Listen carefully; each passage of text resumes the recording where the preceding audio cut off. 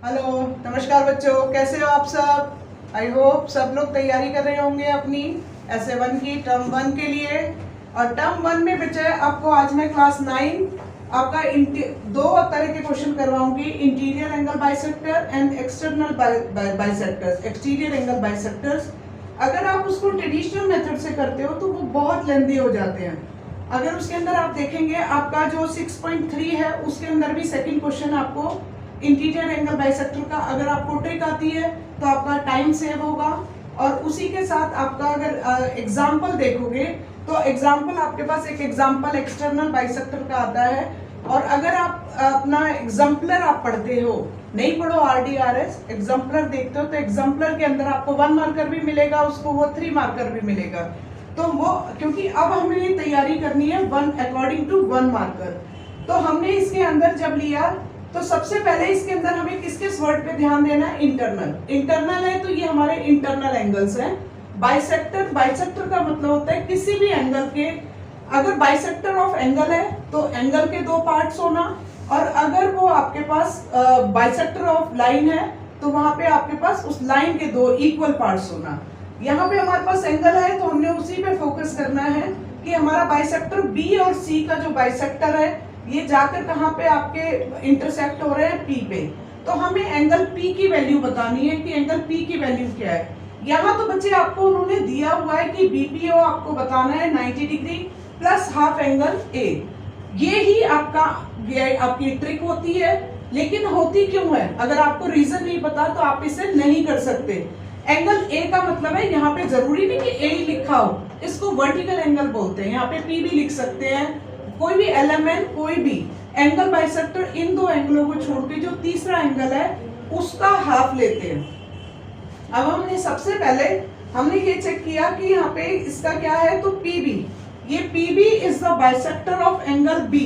PB bisector of B है तो इसका मतलब इसका ये एंगल और ये एंगल दोनों इक्वल पार्ट्स में डिवाइडेड है। एंगल B के 2 पार्ट्स हुए, एक हुआ ABP और दूसरा हुआ PBC।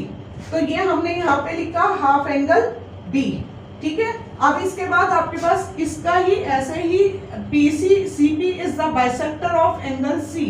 तो एंगल C के 2 इक्वल पार्ट्स हुए, एक पार्ट हुआ ACP और एक पार्ट हुआ आपका PCB। PCB किसके इक्वल है, हाफ एंगल C के। अब आपने ट्रायंगल ABC, पहले आपने एंगल बाइसेक्टर ले लिए, अब आपने लिया ट्रायंगल ABC। ट्रायंगल ABC के अंदर angle A plus angle B plus angle C is equal to 180 degree. आपको क्योंकि B और C तो बाइसेक्ट हो चुके हैं इसलिए हम एंगल A को यहाँ ट्रांसपोज करेंगे और फिर उसके बाद एंगल B का हाफ लिया, एंगल C का हाफ लिया। अगर हमने इसका हाफ ले रहे हैं तो ऑब्वियसली अगर हम मैथ्स कभी भी इनजस्टिस नहीं करता, अगर वो इधर हाफ कर रहा है तो वो उसके राइट हैंड साइड में भी हाफ करेगा। तो इसलिए हम अलग अलग दोनों के साथ हाफ लगाने के बजाय हमने ब्रैकेट में लेके हाफ लिखा। 180 का हाफ किया तो हमें 90 मिला, और हमने A के साथ लिखा तो A का तो कुछ का अगर कोई वैल्यू है तो हम उसकी वैल्यू लिखेंगे। ये आपके पास आया तो ये कितना आ गया आपके पास, एंगल आपने माइनस आ गया। अब ये आपके पास PBC, एंगल B का हम ऊपर बता चुके हैं, हमें इसकी जरूरत है, इसके इस वाले पार्ट की जरूरत है PBC की, और यहाँ पे हमें PCB की जरूरत है, इसकी हमें जिसकी जरूरत होती है। हम खाली इतना भी लिख के हमारा चल सकता था, लेकिन अगर आपको नहीं पता बाइसेक्टर का, इसलिए मैंने ये 2 पार्ट्स आपको लिखवाए हैं। अगर आपने अब लिया in triangle PBC, angle P plus PBC, क्योंकि PBC के अंदर अगर आपने एंगल B लिखा तो दैट इज टोटली रॉन्ग, क्योंकि B के 2 पार्ट्स हो चुके हैं, जो उसके पास है आप उसी पार्ट की बात कर सकते हो। तो इसके अंदर एंगल B का इस ट्राइंगल को PBC पार्ट मिला है तो आप PBC की बात करोगे, यहाँ पे उसे PCB मिला है तो PCB की बात करोगे। यहाँ पे 180 डिग्री, अगर यहाँ पे इन दोनों की ये जो आपने यहाँ से यूज करी वैल्यू PBC और PCB की वैल्यू किसके इक्वल थी, किसके इक्विवेलेंट था, आप यहाँ पे लिख सकते हो। इसको इक्वेशन 1 लिखो, और जैसे 1 2 लिखा है इसको इक्वेशन 3 लिखो, और यहाँ पे आप इसे लिख सकते हो यूजिंग इक्वेशन 3। आप यहाँ लिख सकते हो यूजिंग इक्वेशन 3 इक्वेशन को आप यूज कर रहे हैं। अब आपको एंगल P चाहिए बच्चे, तो आपने इसको 90 को भी यहाँ ट्रांसपोज किया और हाफ को भी ट्रांसपोज किया। 90 पॉजिटिव था राइट में जाके 90 नेगेटिव हो गया, हाफ नेगेटिव था, राइट में जाके हाफ पॉजिटिव हो गया। तो एंगल P की आपको क्या वैल्यू मिली, 90 डिग्री प्लस हाफ एंगल है, यही आपको प्रूव करना था। अगर इसी से रिलेट करके मैं आपको कोई क्वेश्चन, अब जैसे आपकी बुक में ही NCERT 6.3 के अंदर आपको दिया गया कि ये एंगल 62 डिग्री है और ये कंप्लीट एंगल आपको एंगल P यहाँ XYZ है, वो कितना है, एंगल XYZ आपको कितना दिया गया, 54 डिग्री। ठीक है, तो ये इसका एंगल, सपोज मैंने इसी को मान लेते हैं, मैं XYZ नहीं से करती हूँ और कर भी लें, अगर मैं इसको ही कर लूँ कि ये X है, ये मेरे पास Y है, पहले अभी आप इसको नोट करना, इसलिए मैं इसको ABC ही कर रही हूँ। मैं दूसरा आपको बना के दिखा रही हूँ, मैं दूसरा ट्रायंगल आपको दिखा रही हूँ।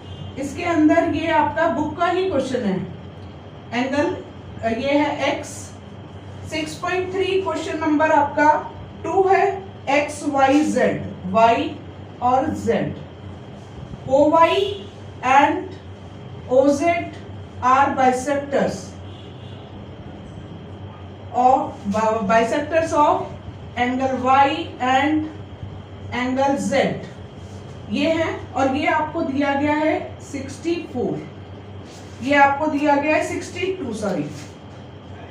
अगर वो खाली यहाँ पे आपसे बोलते कि Y और Z बताओ, Y और Z भी पूछा हुआ है, आपको खाली वो Y और Z पूछते तो आपने क्या लिखना था, 90 degree plus half angle X, 90 degree half angle X कितना है आपके पास, हाफ एंगल 62 डिग्री 31 डिग्री, तो कितना हो गया 1 to 1 डिग्री, ये कितना आ गया आपके पास 1 to 1 डिग्री आ गया।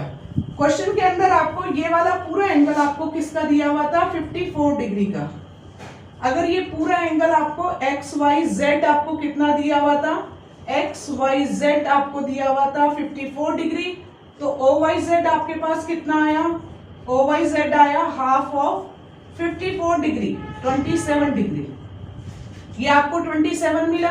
अब बहुत आसानी से आपने इसका ये एंगल भी फाइंड कर दिया, 121 प्लस 27 आपके पास कितना आ गया, 1 और 3, तो आप यहाँ पे 121 27, तो आपके पास कितना हुआ 8, 148।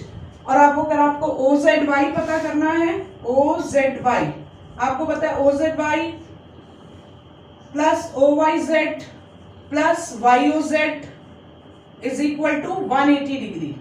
आपके पास OZY आपने कितना, आपके पास आपको इन दोनों का OYZ है आपके पास 27 और वो आपके पास 121 डिग्री, और आपको क्या पता करना है OZY is equal to 180 degree.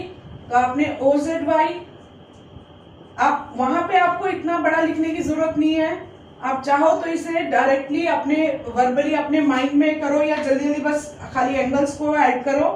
10 - 8 2, 7 - 4 3, 32 degree. आपको कुछ नहीं करना कि आप इसको पूरे एंगल को, आप इसका, अगर हम ट्रेडिशनली करते हैं तो हम पहले z की वैल्यू भी निकालते हैं, फिर उसका भी हाफ करते हैं। अगर आपको ये इससे आता है, शॉर्ट ट्रिक से अगर आपको समझ में आता है, तो आपने ये इस 90 डिग्री प्लस आपने एंगल x लिया, हाफ एंगल x लिया, और ये आपको 54 दिया हुआ है, तो इसका हाफ ये इंटीरियर एंगल हुआ। अब 180 में से अगर आपने इसका समेशन माइनस कर दिया तो यू गॉट OZY। आपका कितना इजीली हो गया। आई होप आप सबको ये बहुत अच्छे से समझ आना चाहिए। अगर आपको कहीं कुछ भी प्रॉब्लम आती है, कोई भी कुछ समझ में नहीं आता, तो आप नीचे डिस्क्रिप्शन में जाके आप मेरे से क्वेश्चन कर सकते हैं। मेरा फोन नंबर है, उस पे जाके आप मुझसे क्वेरी अपनी किसी भी तरह की पूछ सकते हैं। अभी इसके बाद मैं आपको एक्सटर्नल बाइसेक्टर का बताऊंगी। तो अभी के लिए नमस्कार।